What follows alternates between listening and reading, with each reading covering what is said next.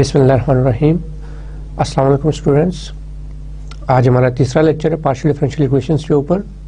और पहले दो लेक्चर्स से आप ये तो अंदाज़ा कर चुके होंगे कि हमने आज तक क्या पढ़ा है। पिछले लेक्चर में हमने देखा था कि इनिशियल कंडीशंस और बाउंड्री कंडीशंस को हमने बड़ा डिटेल के साथ पढ़ा था, और फिर हमने थोड़ा सा टच दिया था formation of partial differential equations को, कि how to make partial differential equations from a physical or a geometrical entity. The review of the last lecture is that in the last lecture we studied initial conditions, boundary conditions, first order partial differential equations, formation of first order partial differential equations, and of course we discussed the in detail one example which contains the digital conditions and Newman conditions as well as the mixed boundary conditions. So the today's topic is,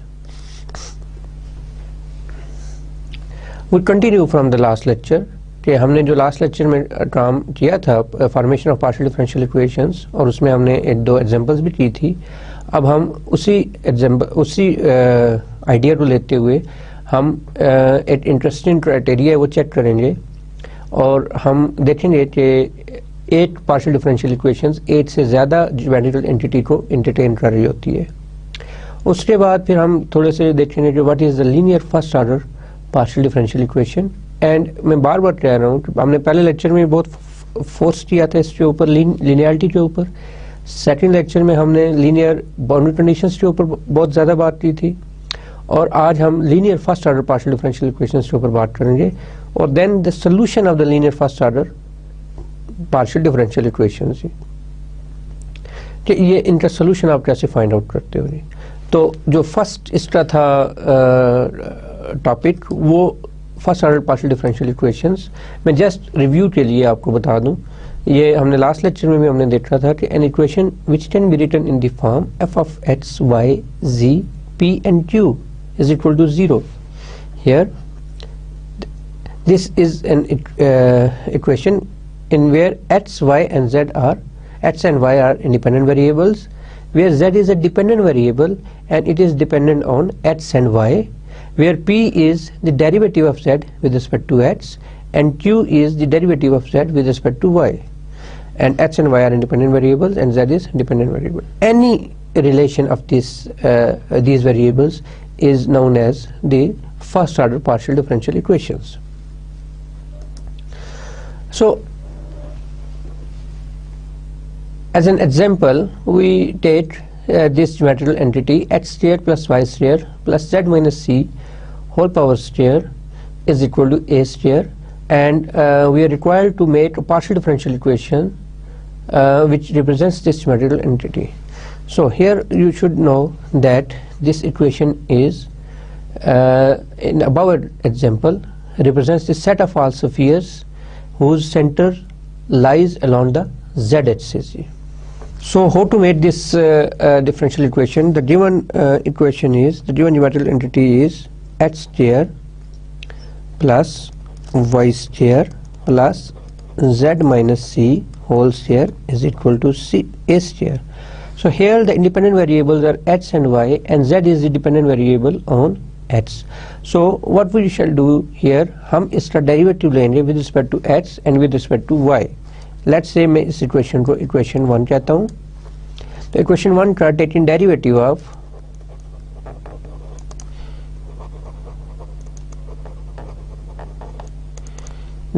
of equation 1 with respect to x and y. So when with x, so of course this derivative is partial derivative. And what is partial derivative? This is what we discussed in our first lecture in detail. So partial over partial x square plus y square plus z minus c whole square is equal to a square.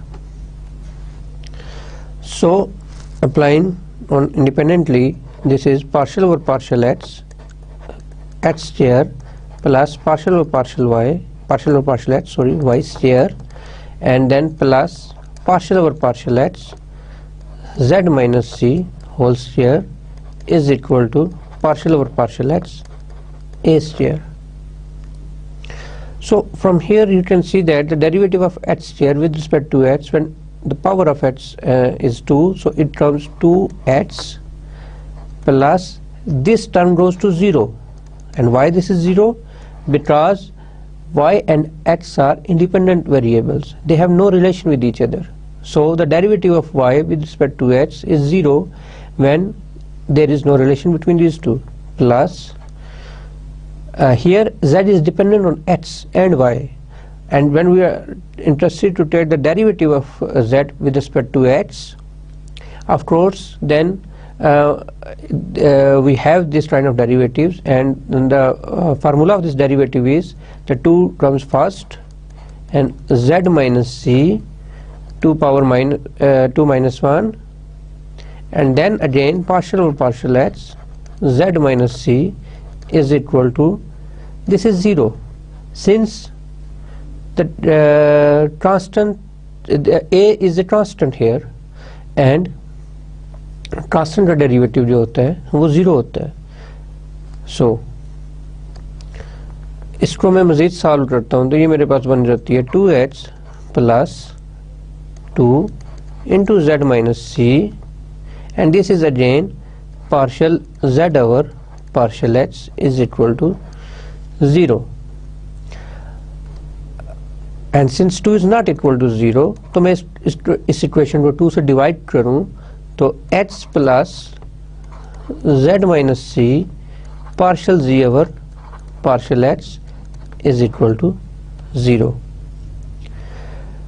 और मैंने last lecture में भी ये, क्योंकि ये partial z और partial h and partial z और partial y हम बार बार यूज करेंगे, तो हम इसको, हमने कहा था, हमने इसको डिफाइन कर लिया था कि पार्शियल z और पार्शियल h को हम लेट्स से p कहेंगे, और सिमिलरली पार्शियल z और पार्शियल y को हम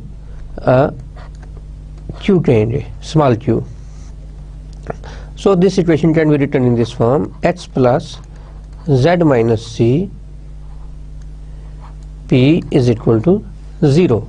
Let's say this equation number is 2, and we know in the same way we shall take the derivative of equation 1 with respect to y. So when taking derivative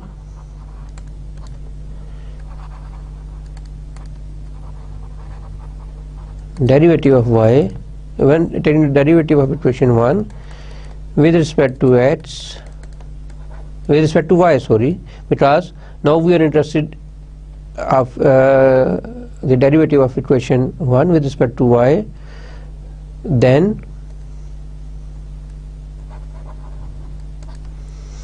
equation 1 becomes something like that: partial over partial y h square plus, I am doing this again for the purpose of clarity, otherwise this derivative is similar to this because this equation is almost same. Here is h square, here is y square, and the answer must be same. However, I am doing मैं इसको दोबारा कर रहा हूँ सिर्फ इसलिए कि आप इसको बेहतर अंदाज से समझें कि हम इसका डेरिवेटिव कैसे लेते हैं. Plus z minus c square is equal to a square. What is partial over partial y? H square plus y square plus, and the equation is something like that: z minus c whole square is equal to a square, and of course the derivative of a square with respect to a square. So here partial over partial y h square plus partial over partial y y square plus partial over partial y z minus c whole square is equal to, the derivative of constant with respect to any variable is 0. Either it is x or either it is y.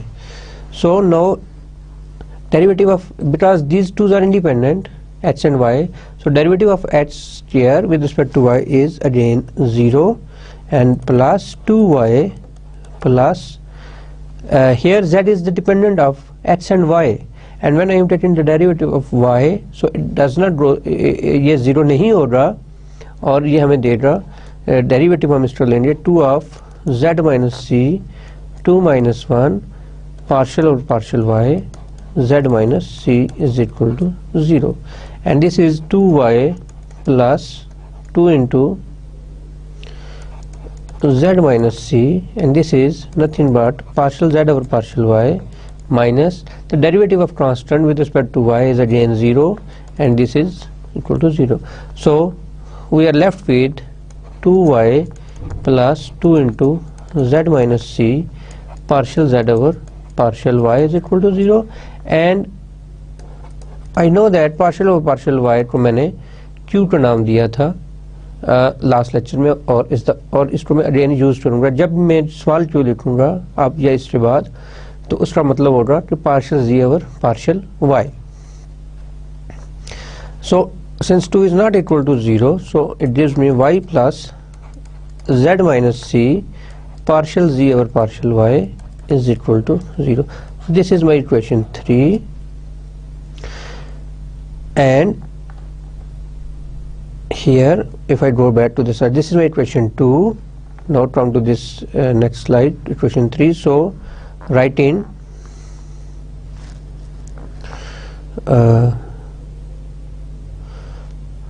are in this way, y plus z minus c q is equal to 0 in a simple way. So this is equation 3 basically. So now here is z minus c, and the last equation 2 is something like that, x plus z minus c p is equal to 0. तो अब इन दोनों equation से, ये equation 2 ही है, ये equation 3 है, इस equation से मैंने किसी भी अंदाज से कांस्टेंट को एलिमिनेट करना है, ठीक है। तो कांस्टेंट को मैं कैसे एलिमिनेट करूँगा, यहाँ से आप देखें equation 2 becomes, equation 2 implies that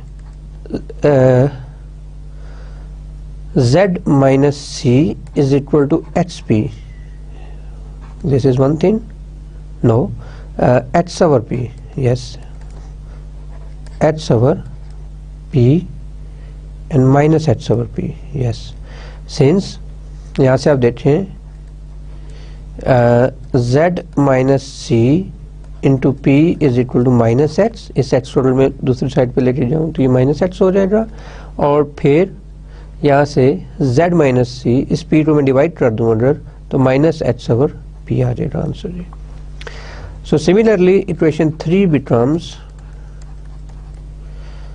z minus C, आप देखें कि ये माइनस वाई ओवर क्यू बन जाएगा जी, माइनस वाई ओवर क्यू। इस टोटल में इक्वेशन 4 कह दूँ और इसको मैं इक्वेशन 5 कह दूं, तो आप देखें कि इक्वेशन 4 और इक्वेशन 5 में से, इक्वेशन 4 और इक्वेशन 5 में से इनकी लेफ्ट हैंड साइड्स इक्वल हैं, सो this means the right hand sides भी इक्वल होंगी, ठीक है। तो जब since the left hand side of equation 4 and equation 5 are equal, so it implies, this implies, ये हमें क्या बता रहा है कि इसका जो this what is this, this implies the right hand sides are also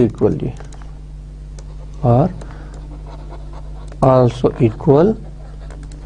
So this implies minus h over p is equal to minus y over q, and minus sign cancels each other, and this gives me h over p is equal to y over q, and from here you can see that hq is equal to yp, or if I write in this in one way, then this is something like that, hq minus yp is equal to 0, or you can take minus common, or yp minus h2 is equal to 0.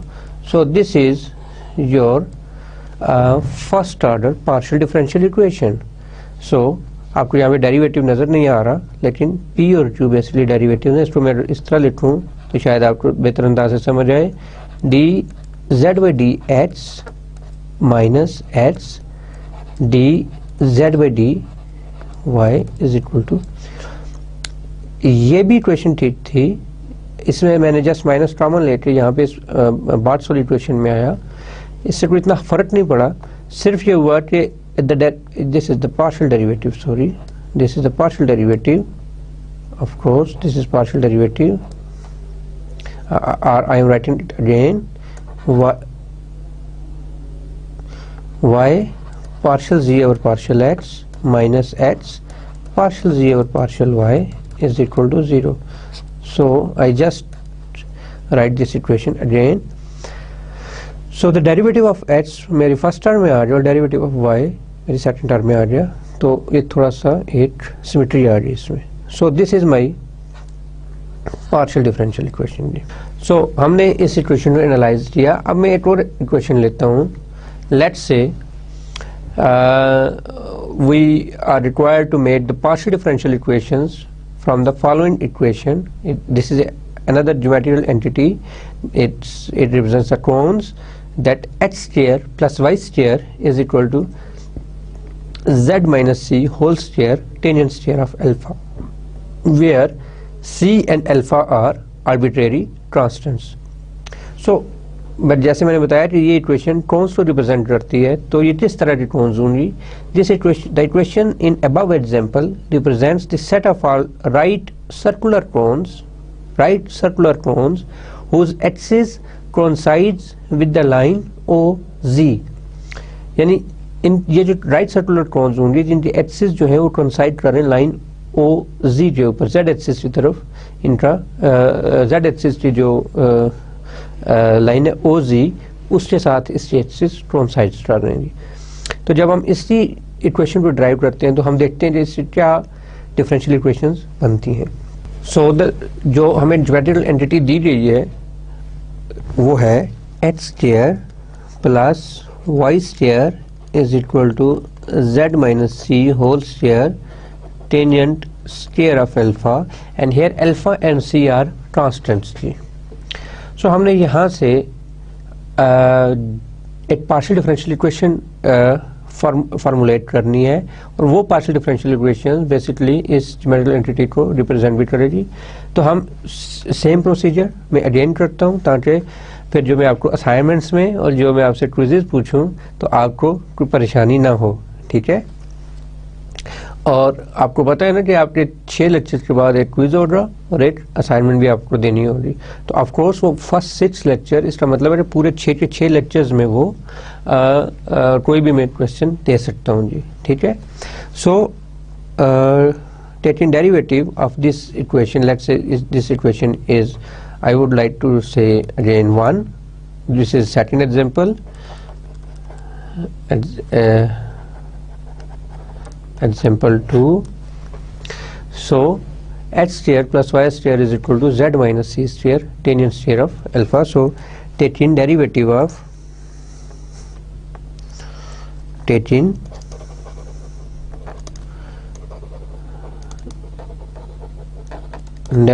of equation 1 with respect to x and y, since x and y are, why I am taking always derivative with respect to x and y?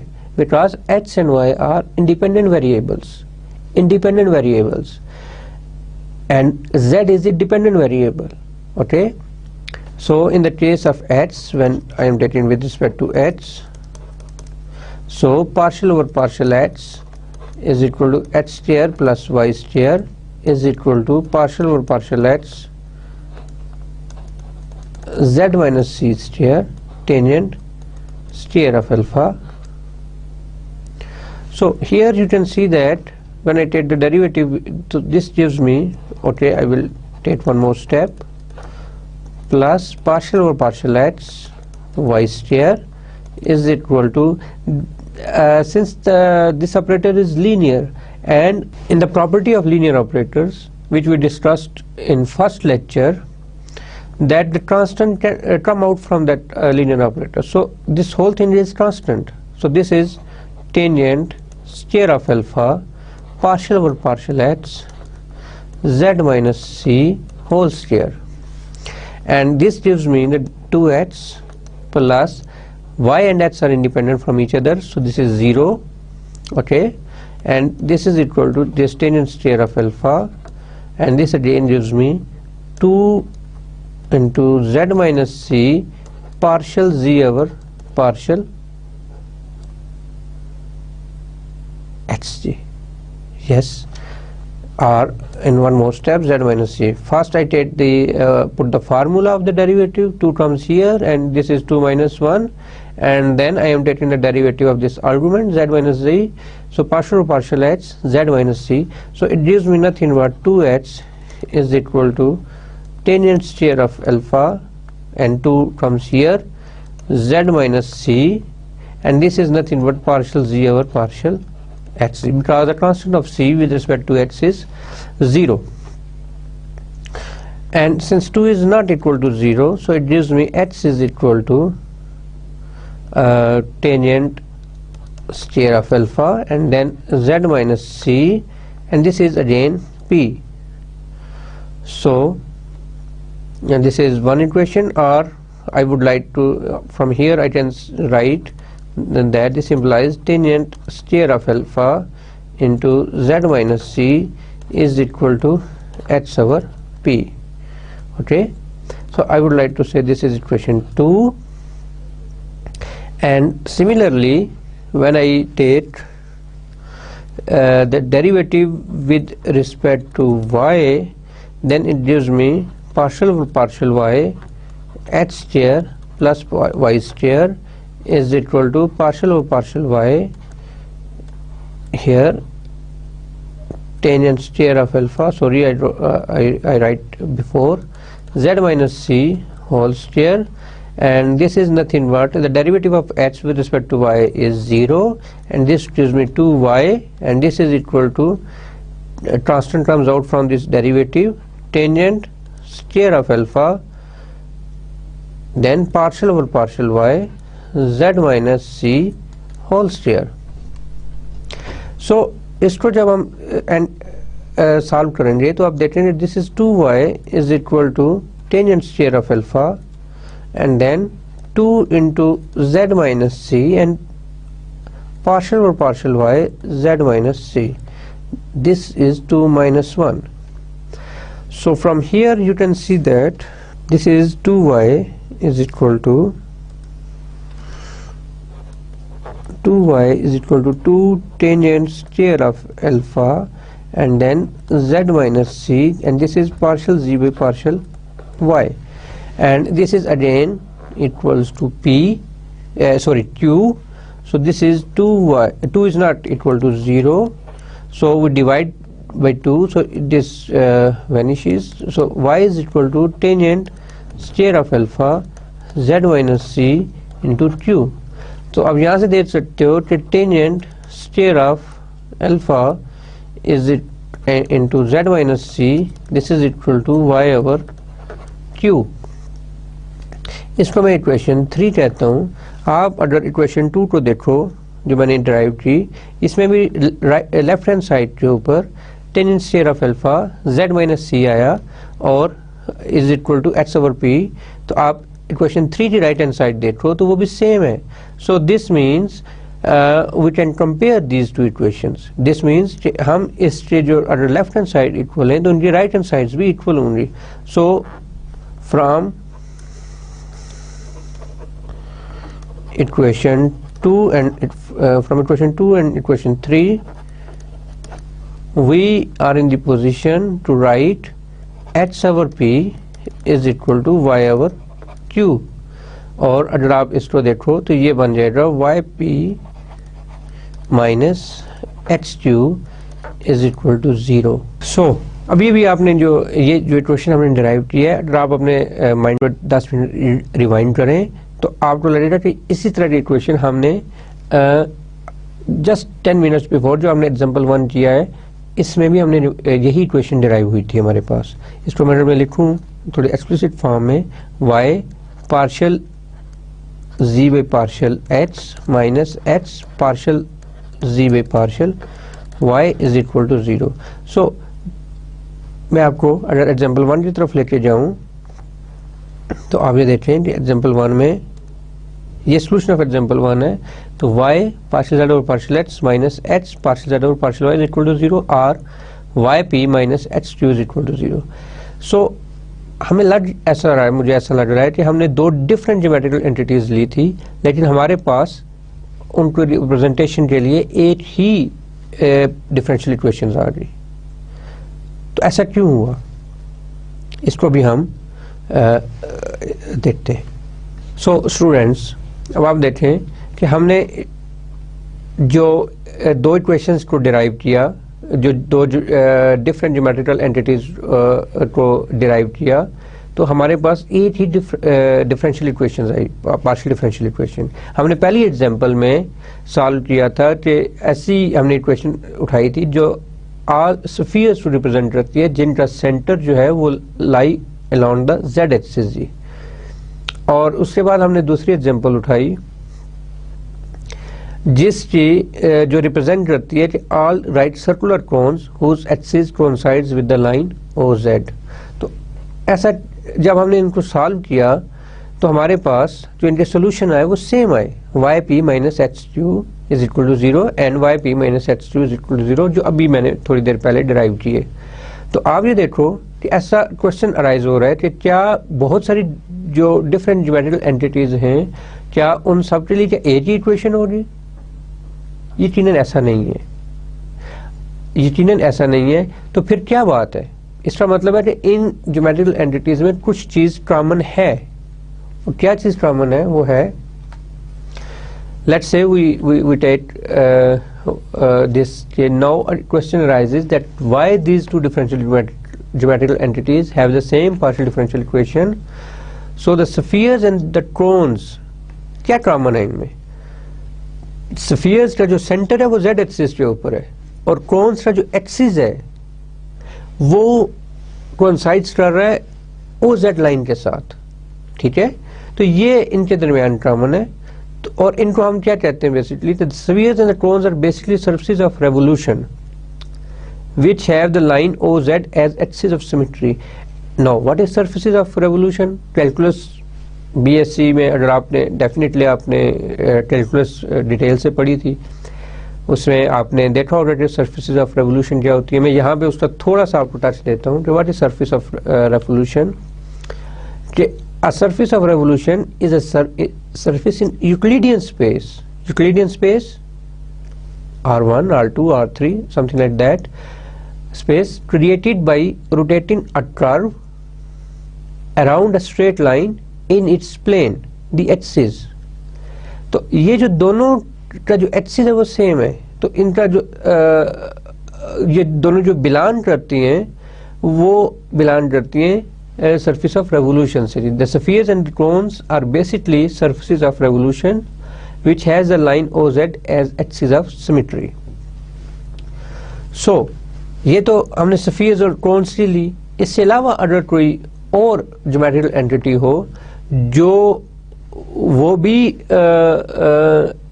Same axis के around वो उसको हम rotate करें तो वो curve बनाए, तो वो उसको फिर हम कैसे देखेंगे? तो उसके लिए हम ये देखेंगे कि all surface of revolution with the property that they have the line OZ as axis of symmetry are characterized by an equation of the form z is equal to f of x square plus y square where the function f is arbitrary। आप देखेंगे इससे जब हमने cons को देखा था तो हमारे पास जो फंक्शन था वो x square plus y square तो था ही था, लेकिन उसके अलावा z minus C square is equal to A square था। और देन जब हम कोण में आए तो उसमें टेन स्क्वायर ऑफ अल्फा जो एक रेंज कांस्टेंट था वो इन्वॉल्व हो रहा था। So the basic thing is कि आपका जो फंक्शन है वो डिपेंड करना चाहिए x square plus y square के ऊपर। तो इस तरह की जो इक्वेशन हो रही उसको हम कहेंगे वो सरफेस ऑफ रेवोल्यूशन की इक्वेशन हो रही, और इस सरफेस ऑफ रेवोल्यूशन अगेन मैं बार बार बता रहा हूँ कि इसकी प्रॉपर्टी ये हो रही कि वो ओ जेड लाइन उसका एक्सिस ऑफ सिमेट्री हो रहा, ओ जेड लाइन यानी जेड एक्सिस की जो लाइन हो रही वो उसका एक्सिस ऑफ सिमेट्री हो रहा जी। तो मैं ज़रा इस इक्वेशन का अगेन सोल्यूशन लिखना चाहूँगा, इस इक्वेशन को, सॉरी नॉट सोल्यूशन, इस इक्वेशन को डिराइव करना चाहूँगा कि ये जो जनरल इक्वेशन हमने लिखी है इसकी पार्शियल डिफरेंशियल इक्वेशन क्या बनती है। हमारे पास जो इक्वेशन थी z is equal to F of X square plus Y square. अब मैं इस इक्वेशन की पार्शियल डिफरेंशियल इक्वेशन देखना चाहूँगा, और इसका जो क्राइटेरिया है या इसका जो मेथोडोलॉजी है इसको डिफरेंशियल इक्वेशन में कन्वर्ट करने की वो सेम है कि मैं इस इक्वेशन, लेट्स से मैं इसको इक्वेशन 1 कहता हूँ, तो इस इक्वेशन 1 को मैं डिफरेंशिएट करूँगा with respect to x and with respect to y। So when I am going to take the derivative of equation 1 with respect to x, this gives me partial z by partial x is equal to partial f by partial z partial x into x square plus y square, and of course this is a function of x square and y square. So when I take this function, the derivative of this function, so it gives me f dash of x square plus y square, and this is again derivative of partial x, and we discussed this thing in first lecture in detail, that how we take the derivative of these kind of things. This is x square plus y square, and what is this x square plus y square, and this is nothing but 2x, and this is partial z by partial x, and I am again इसको मैं लिख सकता हूँ कि 2f dash of x square plus y square, of course x भी है, is equal to, this is something like p, इसको मैंने p कहा हुआ है, तो ये मेरे पास आ जाएगा 2f dash of x square plus y square is equal to p by x। ये क्वेश्चन आ रही। अब जब मैं इसको with respect to y differentiate करता हूँ तो ये मेरे पास आ गया partial z by partial y is equal to partial y f of x square plus y square is equal to f dash of x square plus y square and partial of partial y into x square plus y square. So it gives me nothing but the derivative, I am writing again, the derivative of x square with respect to y is 0 plus 2y, and on simplification this is 2y f dash of x square plus Y square, और अगर आप मुझे allow करो तो इसको मैं Q भी कहता होता हूँ जी, तो इसको मैं यहाँ पे क्यू लिख लूँ। तो ये जो इक्वेशन है इसको मैं बजाय अगली पेज पे जाने के मैं यहाँ पे थोड़ा सा काम कर लेता हूँ कि 2f डैश ऑफ यहाँ से 2f dash of X square plus Y square is equal to q over y। so ये मेरे पास दूसरी इक्वेशन आ रही। आप देखो कि इन दोनों इक्वेशंस के लेफ्ट हैंड साइड इक्वल हैं, तो ऑफ कोर्स देन इनके राइट हैंड साइड भी इक्वल होंगे जी। तो p ओवर h, तो इसको मैं सिंप्लीफाई करूँ तो H Q is equal to P Y, and this is H Q minus P Y is equal to 0. Again the same differential equation. So x2, this is again we have x2 minus py is equal to 0 जी. You can see that the corresponding differential equation is yp minus x2 is equal to 0. So आप एक differential equation एक से ज़्यादा geometrical entities को entertain कर सकती है अगर उन ज्योमेट्रिकल एंटिटीज में कोई चीज़ कॉमन हो तब। So now come to the next topic. So हमने पिछले टॉपिक में ये देखा कि हम differential equation, first order differential equation कैसे फॉर्म करते हैं, उनकी उसकी फॉर्मेशन कैसे होती है। मैंने पिछले लेक्चर में भी 2-3 एग्जांपल्स ट्राई थी और आज भी मैंने 2-3 एग्जांपल्स ट्राई, और द क्राइटेरिया जो है वो आपको समझ आ गया होगा कि आपने उस छोटे अंदाज से देखना है। अब हम चलते हैं जो बेसिक हमारा ऑब्जेक्टिव है लास्ट लेक्चर का भी शायद आधा और आज का, कि लीनियर पार्शियल डिफरेंशियल इक्वेशन, और of course we are discussing yet only on first order partial differential equation. So what is linear first order partial differential equation? An equation of the form PQ plus QQ is equal to R, and where P, Q and R are given functions of x, y and z. Look, the capital P, the capital Q and the capital R are given functions of, they are functions of x, y and z which do not involve P and Q. यानी P, Q, capital P, capital Q और capital R P के ऊपर depend नहीं करने चाहिए, small p के ऊपर, और स्मॉल q के ऊपर भी डिपेंड नहीं करने चाहिए। और अगर आप इसको, वो जो हमने linear differential equation first lecture में देखी थी, अगर आप उसके साथ देखोगे तो आपको लगेगा कि इसको जस्ट आप एक्सपेंड करके लिखो तो ये लीनियर क्राइटेरिया आपको वहां से भी और ये भी एक ही चीज होती है, ठीक है। So P is equal to partial Z by partial X and Q is equal to partial z by partial y is known as, of course here Q is missing, and is known as first order linear partial differential equation।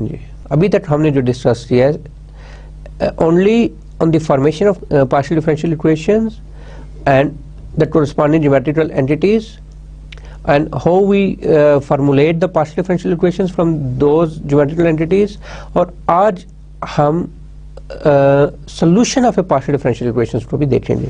So the next topic is, of course this equation is known as the Lagrange equation. So the next topic is the solution of linear first order partial differential equations. So इस topic को हम solution of partial differential equation, इससे हम एक आधी example आज करेंगे और बाकी इसको फुली डिटेल के साथ हम नेक्स्ट लेक्चर में भी इसको हम डिस्कस करेंगे। So the general solution of linear partial differential equation जो यहाँ पे नजर आ रही है, जो Lagrange equation है, capital P small p and capital Q and small q is equal to capital R can be written in the form f of u v is equal to 0। Just recall करें कि मैं ये कह रहा था पहले कि आपके पास कोई फंक्शन है f of u v is equal to 0, जो कल के लेक्चर में हमने इस फंक्शन से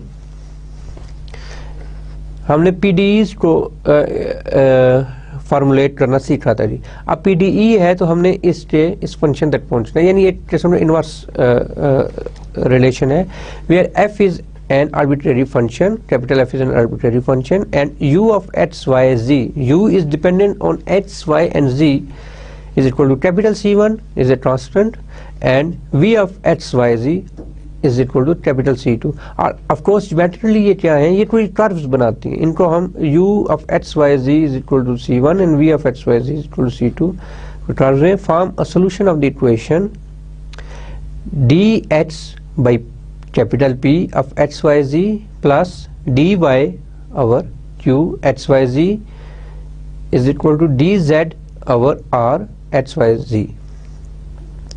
So the solution क्या होगा, solution ये होगा जी f of u v is equal to 0। हम इस तरह की इस इक्वेशन को इस इक्वेशन में कन्वर्ट करेंगे, देखेंगे कि what is p and what is q, और इस ये इक्वेशन हम फॉर्म करेंगे, इस इक्वेशन को हम सॉल्व करेंगे। Of course here is plus is this is typing mistake, so this is equal sign here, it is not plus sign here, this is equal sign dx by p of x, y, z is equal to dy over q x, y, z is equal to dz over r x, y, z, so it must be equal sign here। So हम इस theorem को मद्देनजर रखते हुए हम इन जो दो partial differential equations है हम इनका सॉल्यूशन निकालेंगे। So the equation is, the first equation is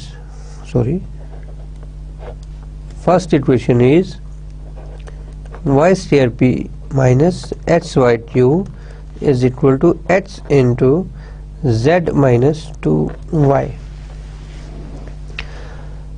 so आप यहाँ से देखें कि जो क्राइटेरिया था, जो जनरल इक्वेशन, जो थ्योरम हमने पढ़ा है, वो ये कह रहा था कि अगर आपके पास इक्वेशन हो इस तरह की plus Q is equal to R, तो आपका जो जनरल सोल्यूशन होगा एफ ऑफ यू वी, इसको हम जनरल सोल्यूशन कहेंगे कब, जब आप जनरल सोल्यूशन इसको सेटिस्फाई करेगा, या D H over capital P, D Y over capital Q and D Z over capital are.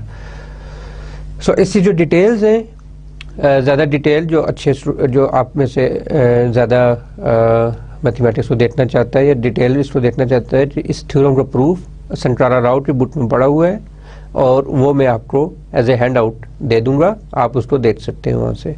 Otherwise आप उसको खुद भी डिराइव कर सकते हैं, तो इतना इशू नहीं है उसमें। सो उसका प्रूफ भी इम्पॉर्टेंट है, जो आपको अंडरस्टैंडिंग देगा कि हो क्या रहा है behind these all these destruction जी। सो हमने ये इक्वेशन बनानी है, D H over P is equal to D Y over Q is equal to D G over R. अब यहाँ पे देखें कि what is P is equal to Y square, Q is equal to minus x Y and R is equal to H into Z minus two Y ji.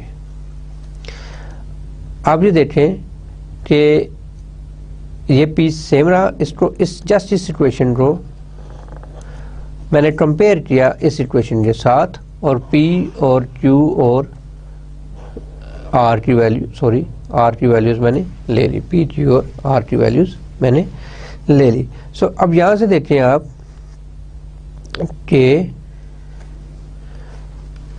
Equation क्या बनती है, D x by, आपने of course आपको objective क्या है कि u और v find out करने हैं, और आपने ये देखा कि u ऑफ जो थ्योरम में हमने देखा था कि h y z is equal to c1 and v of h y z is equal to c2। So आपके पास ये जो रिलेशन आएगा आप इसको कहेंगे that is the solution of this differential equation, F of U V is equal to 0। So ये C1 और C2 कहाँ से आएंगे? बेसिकली हम इनमें से ये तीन हमारे पास टर्म्स है, हम इनमें से कोई दो सॉल्व करेंगे तो हमारे पास उसको इंटीग्रेट करेंगे तो एक ट्रांसफर ऑफ इंटीग्रेशन आएगा, और फिर दूसरी को सॉल्व करेंगे तो फिर वहाँ से ट्रांसफर ऑफ इंटीग्रेशन आएगा। तो जो दो ट्रांसफर ऑफ इंटीग्रेशन होंगे हम उनको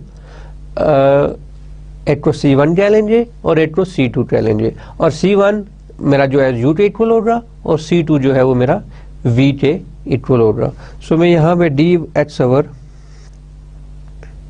P ये इक्वेशन है is equal to D Y over Q and this is equal to D Z over R। So D H over P is Y square and dy over q is equal to minus hy, and this is dz over h into z minus 2y। सो मैं सबसे पहले इन दो को solve करता हूँ। अच्छा, इसमें ये बात याद रखें कि हमने इसकी कोई भी फॉर्मेशन ले सकते हैं किसी भी अंदाज से, जस्ट हमने जो अपना ऑब्जेक्टिव है उसके ऊपर नज़र रखनी है, और इसकी फॉर्मेशन हम कैसे भी कर सकते हैं जी। जो हमने रूल्स पढ़े बेसिक अलजेब्रा के वो भी यहाँ पे अप्लाई कर सकते हैं, जो हमने 7वीं 8वीं में शायद हमने पढ़े थे। सो हम क्या करते हैं कि मैं इन दो टर्म्स को लेता हूँ कि लेट, एंड ऑफ कोर्स ये इक्वल हैं तो ये दो भी आपस में इक्वल हैं, D X over Y square is equal to D Y over minus x Y, और जब इस y को मैं इधर मल्टीप्लाई करता हूँ तो it gives me D X over Y is equal to minus D Y over X. और इसको जब मैं सॉल्व करता हूँ तो ये आ जाता है H D X is equal to minus Y D Y, और इस ऑर्डर में एक ही साइड पे ले जाऊं तो this is nothing but H D H plus Y D Y is equal to 0।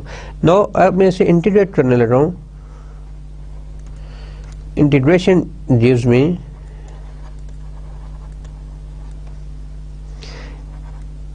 H D H plus Y D Y is equal to 0, and जब मैं इसको सॉल्व करूंगा तो ये H square plus 2 plus Y square over 2 is equal to, let's say this is C. Now C is the constant of integration.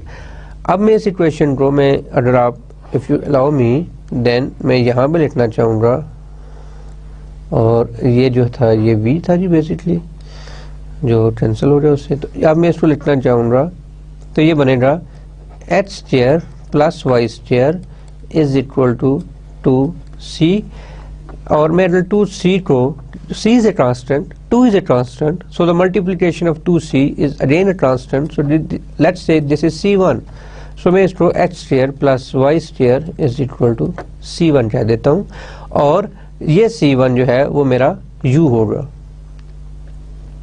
ठीक है। और similarly अब मैं u2 लेता हूँ, तो अब मैं कोई ऐसी इक्वेशंस लूँगा, अब मैं ऐसा टर्म लूँगा कि उसको मैं जल्द अज जल्द सिंप्लीफाई कर सकूँ, तो मेरे लिए ज़्यादा आसान ये, अगर आप और से देखें ये इसमें कोई ऐसी पीछे लॉजिक नहीं है इसकी, इन द सेंस कि आपको रट्टा मारना पड़े या कुछ इस तरह। आप ये देख सकते हैं कि अगर मैं इस टर्म को लेता हूँ, इन दो टर्म्स को लेता हूँ, तो जो मेरा h है ये कैंसिल हो जाएगा, और यहाँ पे मैं y के साथ बचूंगा, और यहाँ पे मैं z और y के साथ बचूंगा, तो मेरा h कहीं भी नहीं होगा। तो ये मेरे लिए एक अच्छी बात है, क्योंकि अगर मेरा h आएगा और फिर वो उसको मैं ट्रीट करूंगा तो वो एक काफ़ी मुझे उसकी h की वैल्यू फिर यहाँ से लेनी पड़ेगी, उसको मैं फिर c1 minus Y square under the root उसकी वैल्यू सब्स्टिट्यूट करूंगा, और वो फिर मेरे लिए एक डिफिकल्ट इंटेग्रल बनता जाएगा। कर तो मैं सकता हूँ, आई कैन डू दैट, लेकिन वो बहुत अपने आप को उसे कहते हैं आ बैल मुझे मार, वो ऐसा नहीं करना चाहिए। तो आइडिया इज कि मैं इसको इन दोनों इक्वेशन, इन दोनों टर्म्स को लेता हूँ, तो let D Y over minus x Y is equal to D Z over X into Z minus 2y, this is z, so this simplifies on y is equal to dz over z minus 2y जी। इसको मैं cross multiplication करता हूँ तो z minus 2y, this is dy, this is equal to y dz,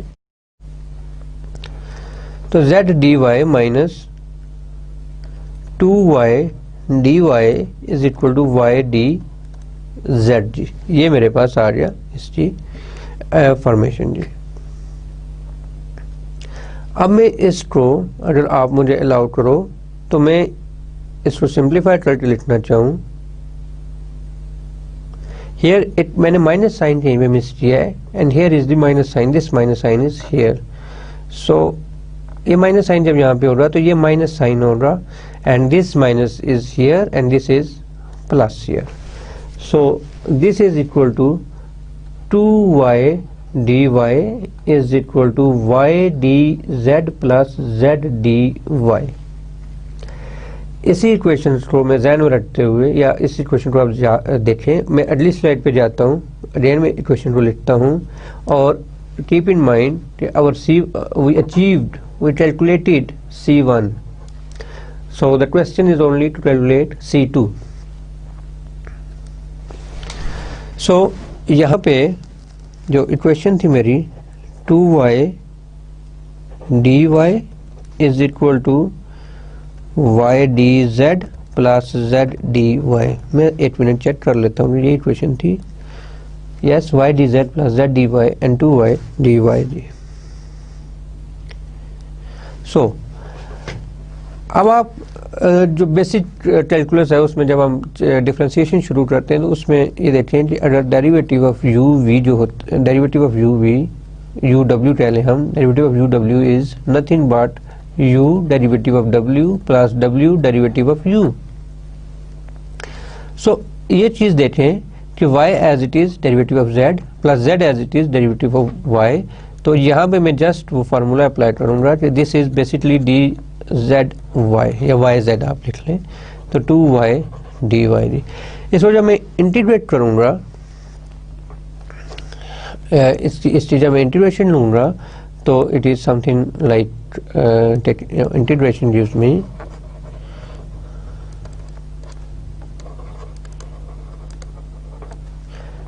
y square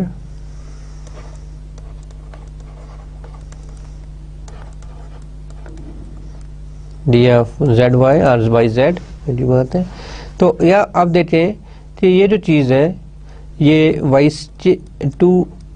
square by 2 is equal to plus constant of integration let's say that is c is equal to Y Z. ये simply Y Z क्योंकि derivative ये anti derivative एक दूसरे को cancel एक दूसरे को neutralise करेंगे और हमारे पास वाई जी बचेगा। तो equation is Y square plus C is equal to Y Z and let's say अब मेरा क्योंकि कोई और कांस्टेंट नहीं है तो मैं इसी को C2 कह देता हूँ जी। मेरे लिए कोई ऐसा इशू नहीं है कि कांस्टेंट के नाम चेंज कर लूँ, इसको मैं C2 कह देता हूँ। तो C2 is nothing but Y G minus Y square.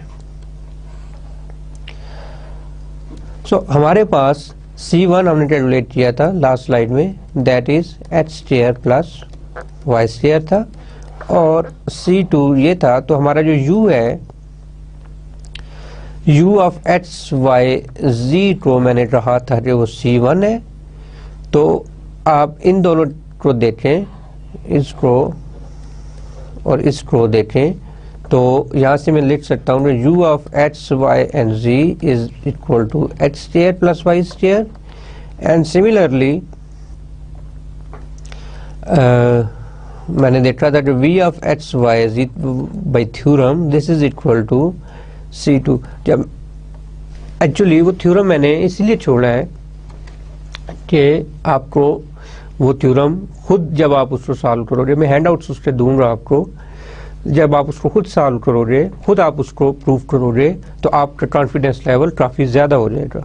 ठीक है, तो यहाँ पे थ्योरम को प्रूफ ना करने का बुनियादी वजह सिर्फ ये है कि आप you can prove by your self. मैं मेरे जो हैंड आउट्स आपको दे रहा हूँ उसमें वो थ्योरम प्रूव हुआ है।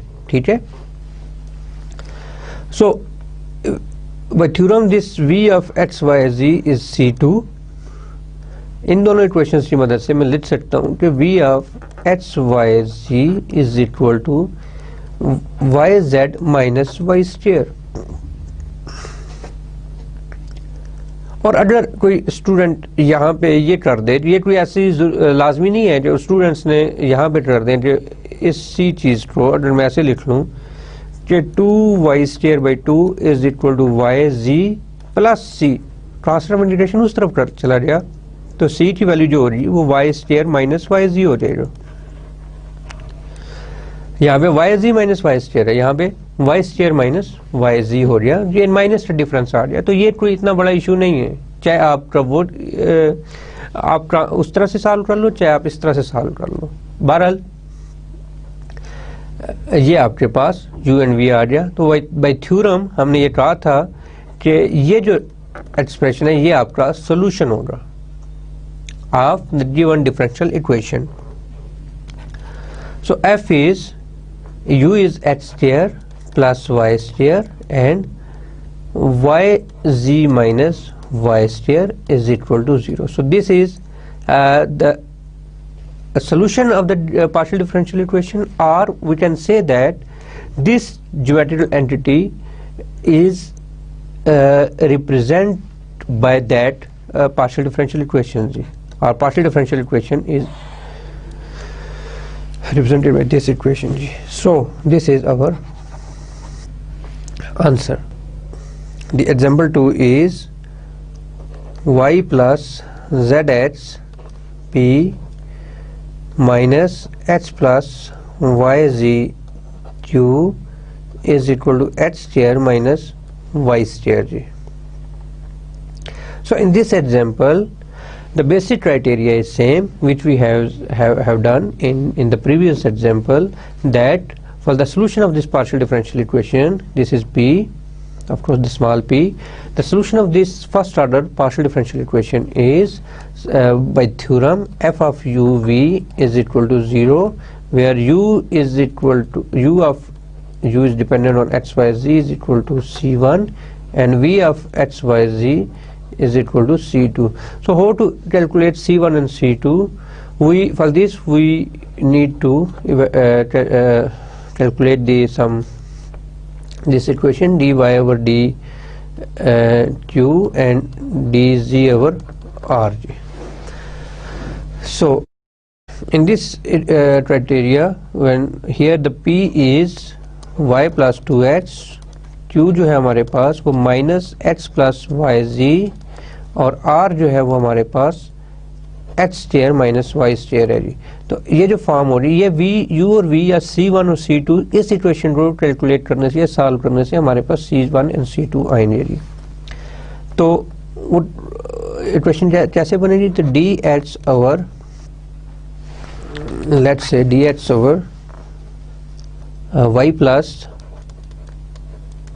2h is equal to dy over minus h plus yz is equal to dz over h square minus y square. तो अब इशू ये है इसको सॉल्व करने में, अब अगर मैं ये दोनों टर्म्स लेता हूँ तो यहाँ पे देखें ये z आ जाता है मेरे पास, और ऑफ कोर्स यहाँ पे डेरिवेटिव रिस्पेक्ट टू y और विद रिस्पेक्ट टू x है, तो इंटीग्रेशन ऑफ z वो हमारे लिए एक चैलेंज बनेगा. और जब हम z और y के रेफरेंस करेंगे तो इंटीग्रेशन ऑफ x हमारे लिए चैलेंज बनेगा. तो हम क्यों ना कुछ ऐसा करें, ऐसा कॉम्बिनेशन हम बनाएं कि जिसकी मदद से हम जब भी डिफरेंशिएट करें तो उसका इंटीग्रल हमारे पास मौजूद हो.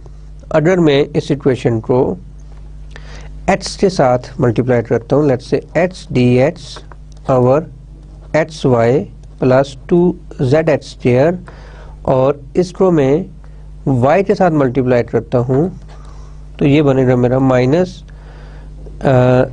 X y minus Y square z, this is y square z, this is h, this is. So आप देखो कि मेरे पास जो इक्वेशन आएगी, अगर मैं इनको न्यूमरेटर्स को न्यूमरेटर्स में और डिनोमिनेटर को डिनोमिनेटर में ऐड करूं तो मेरे पास h dh plus y dy divided by h y plus z h square minus h y minus y square z. Please don't confuse yourself कि यहाँ पे हम क्या कर रहे हैं, हम बेसिकली कोई एक ऐसा कॉम्बिनेशन बनाने की कोशिश कर रहे हैं जिसमें हमारे पास जब हम उसे इंटीग्रेट करें तो हमारे पास उसकी इंटीग्रेशन मौजूद हो.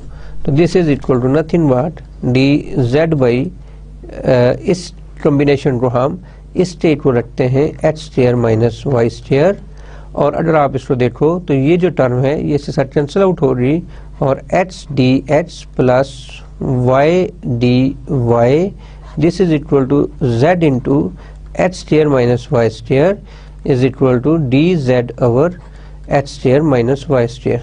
और आप देखो कि ये H square minus Y square और ये H square minus Y square cancel out हो रहे इस क्राइटेरिया को फॉलो करने से.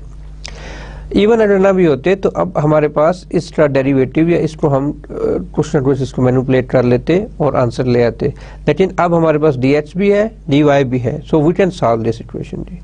सो मैं यहाँ पे इसको सॉल्व करता हूँ.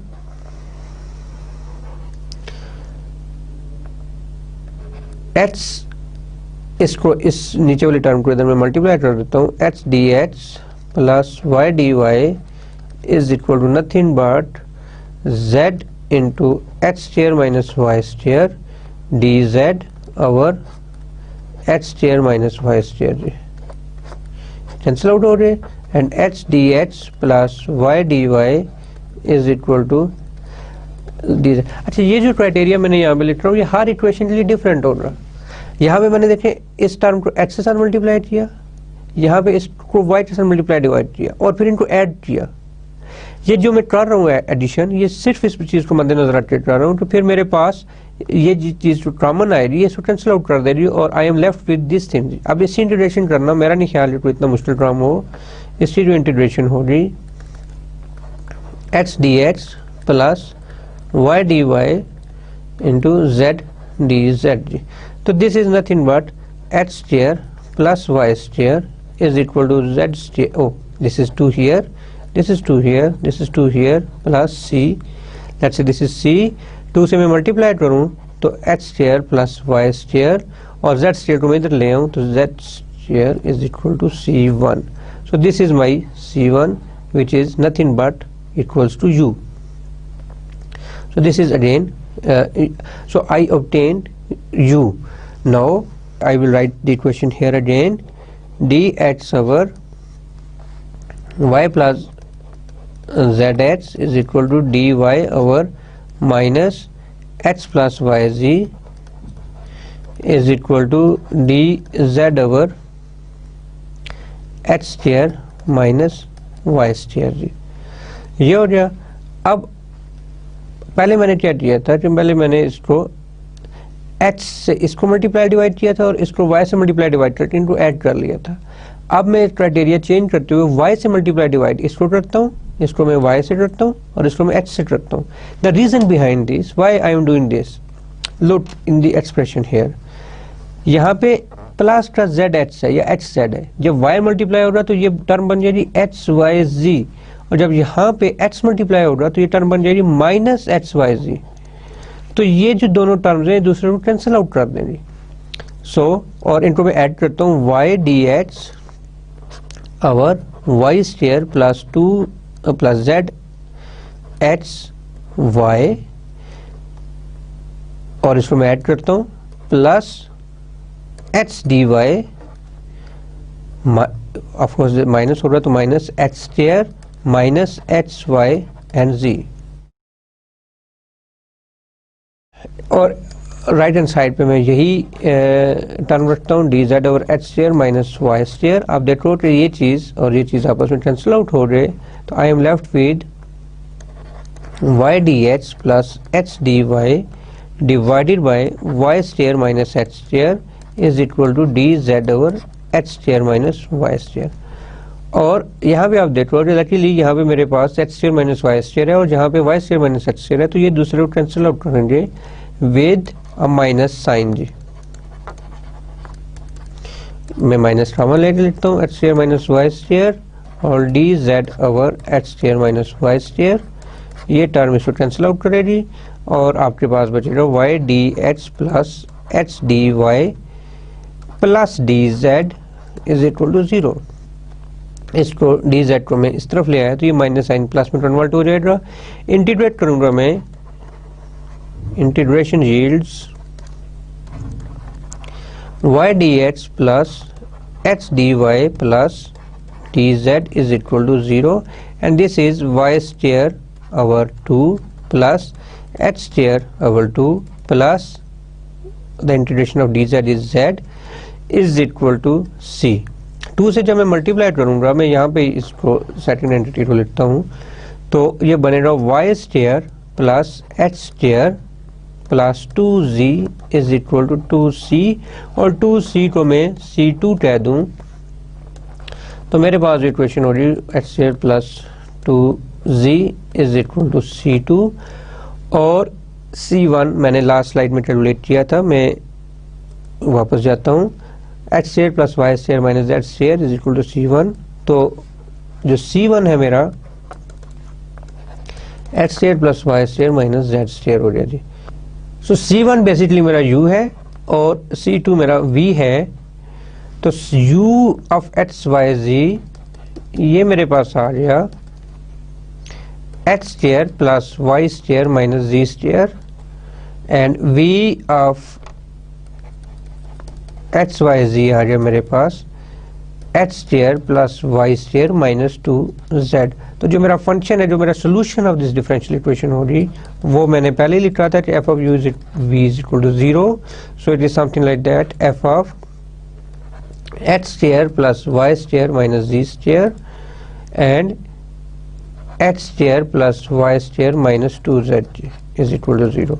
so ये आज हमने दो डिफरेंशियल इक्वेशंस का सोल्यूशन निकाला और ये ऑफ कोर्स ये किसी न किसी कर्व्स को रिप्रेजेंट करती हैं। सो आज के लिए आपको होमवर्क ये है कि आपने इन दोनों के जो सोल्यूशन है इनको दोबारा पार्शियल डिफरेंशियल इक्वेशन में कन्वर्ट करना है, यानी से रिवर्स प्रोसेस करना है। ठीक है, तो this is your homework, not the assignment. Assignment आपको आफ्टर 6 वीक मिलेगी।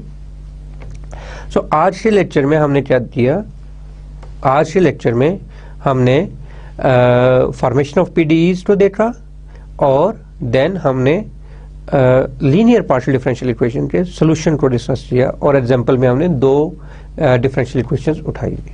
So the summary of my today's lecture is we first discussed the first order partial differential equation, then the linear first order partial differential equation, then the solution of linear first order partial differential equations. In the first section and in the third section we discussed in detail with some examples। मैंने पहले section में भी दो examples ली और मैंने ये देखा कि मेरे कोई भी दो डिफरेंट ज्योमेट्रिकल एंटिटीज के लिए पार्शियल डिफरेंशियल इक्वेशन एक हो सकती है, प्रोवाइडेड दैट कि उन ज्योमेट्रिकल एंटिटीज में कोई एरिया कॉमन हो। सिमिलरली देन मैंने पार्शियल डिफरेंशियल दो एग्जांपल्स ली आज हमने की जिसमें हमने दो पार्शियल डिफरेंशियल इक्वेशंस को हमने डिटेल से डिस्कस किया और उनके सॉल्यूशन को डिस्कस किया। तो आज का लेक्चर यहाँ पे ख़त्म करते हैं। कल हम अगेन कुछ एग्जांपल्स लेंगे, लीनियर कुछ पार्शियल डिफरेंशियल इक्वेशंस उठाएंगे जो फर्स्ट ऑर्डर पीडीईज होंगी और उनका सॉल्यूशन में इंटरेस्टेड होंगे। तो कल तक के लिए खुदा हाफिज़, और आज जो मैंने आपको होमवर्क दिया है वो प्लीज़ ज़रूर कीजिएगा। अस्सलाम वालेकुम व रहमतुल्लाह।